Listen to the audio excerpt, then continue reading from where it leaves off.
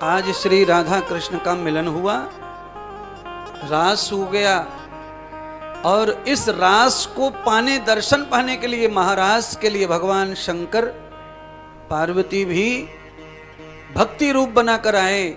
आज शंकर और स्वयं कृष्ण भक्ति रूप हो गए, यानी स्त्री रूप में आ गए, सब एक रूप हो गया। महादेव भी सज के धज के स्त्री रूप में पार्वती के इस तरह श्री राधा का दर्शन पाने के लिए पधारे। न विषयंगते द्वया शंखम भवानी शंकरम यद आगमन्ताम।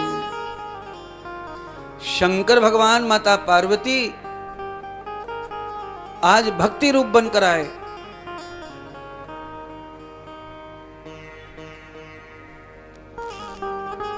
स्त्री स्त्री, दो स्त्रियां आपस में बहुत कम मात्रा में कामी होती हैं, तो भगवान ने काम को नष्ट करने के लिए ही यह रूप राधा के लिए राखी धारण कर लिया, जिससे काम उत्पन्न ना हो। श्याम सुंदर ने शिव जी को भी आज्ञा दी तो उन्होंने भी वो रूप धारण कर लिया, सब एक रूप हो गए। देखिए, हम सब लोग वही हैं, पर कथा पांडाल का और गांव के बाहर का, शहर का कितना बदलाव खोपड़ी में आता है, बुद्धि में आता है। आप जिस तरह नाचते हो, उस नाच को देखकर ये लगता है कि अब आपको किसी को पड़ी नहीं है, सबको अपने आनंद की पड़ी है।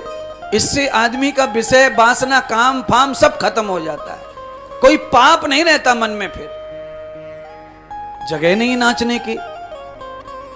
एक दूसरे में ठसे पड़े, फिर भी नाच रहे हैं, कूद रहे हैं, आनंद ले रहे हैं। ये आनंद महाराज केवल और केवल कहीं मिलता है तो धर्म में मिलता है, जहां आदमी आजाद होकर धर्म के साथ नाच सकता है। और आप यही नाच अगर वहां नाचो बाजार में जाके, तो यही नाच आपका व्यसन बन जाएगा, बुराई बन जाएगा।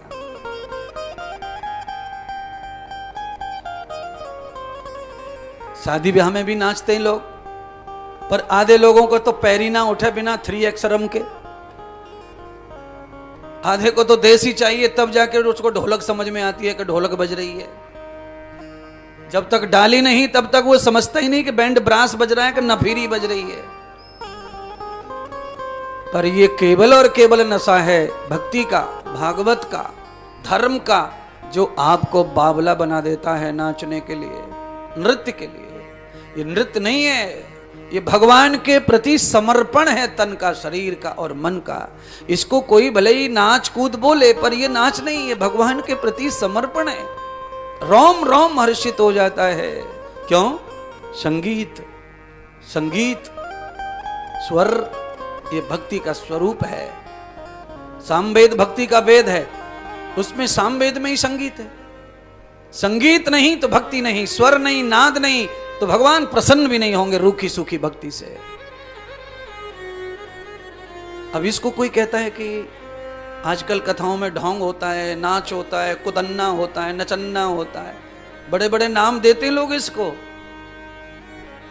पर ये न कुदन्ना है न नचन्ना है, ये समर्पण है भगवान के प्रति।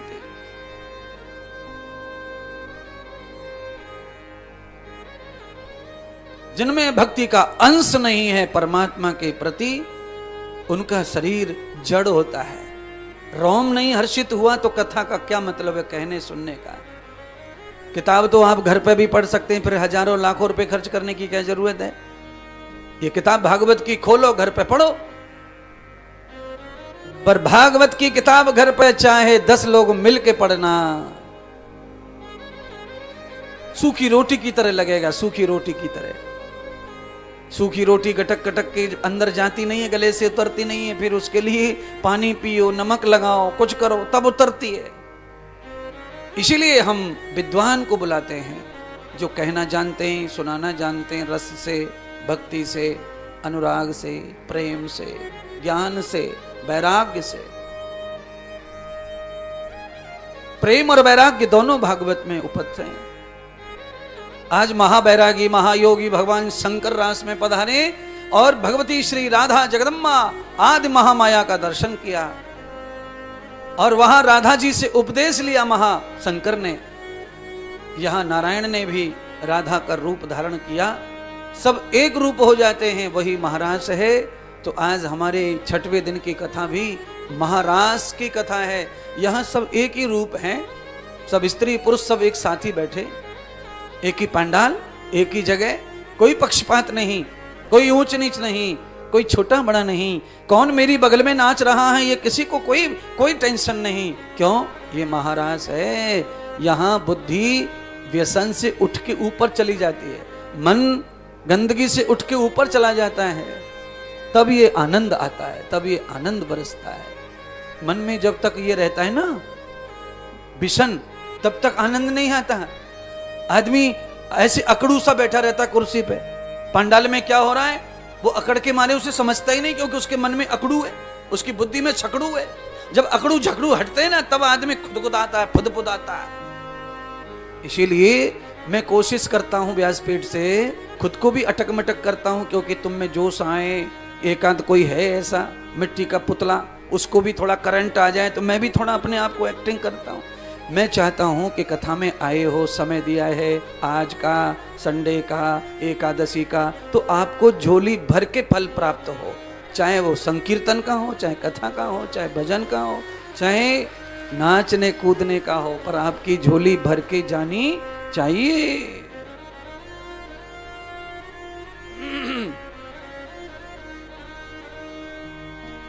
महाराज के बाद सुखदेव जी ने कथा सुनाई कंस वध की।